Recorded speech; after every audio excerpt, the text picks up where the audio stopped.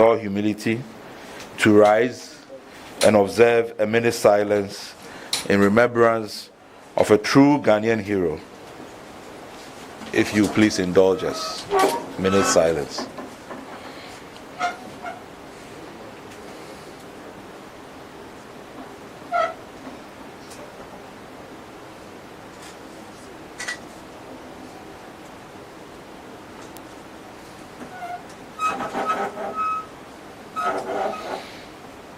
Thank you. May Akoto Ampah's soul rest in perfect peace.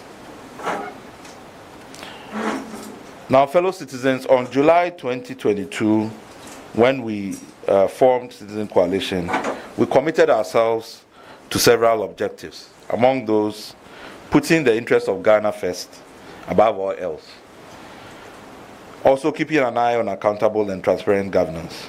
We also expressed our opposition to state capture by party or private interest, public and private corruption, nepotism, patronage and abuse of power with impunity. Regrettably, recent events suggest our quest for establishing a culture of accountable governance remains a distant dream. We must intensify our efforts if Ghana is to recover from its current situation. Now let me elaborate more on some of these recent developments related to accountable governance.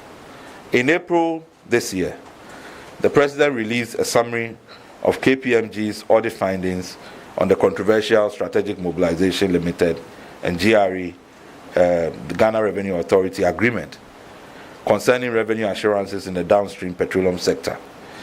The summary of the findings confirmed multiple legal breaches and manipulation of procurement processes by public officers, with the state having paid over 1 billion Ghana cedis to SML in performance fees up till the date of the suspension of the contract. Also in May, the Attorney General advised the Economic and Organized Crime Office against proceeding with money laundering charges against Madam Cecilia Dapa. The OSP, which had referred the matter to Yoko, had found no predicate offenses necessary for prosecuting a charge of money laundering, and that was according to the Attorney General. In his estimation, therefore, Madam Dapa had been exonerated of corruption by the OSP, effectively closing the matter. Following the advice, the Yoko returned the docket to the OSP.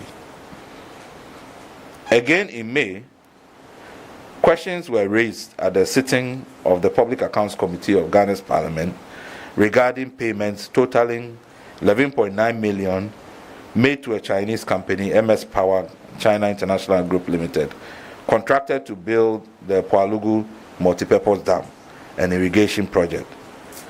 Checks indicate that work on the dam supposed to deal with perennial flooding in the north caused by spillage of the Bagri Dam and heavy rains has not really started, and yet these significant payments have been made. In the last few days, we have observed the appointment of ruling party parliamentary aspirant and Joseph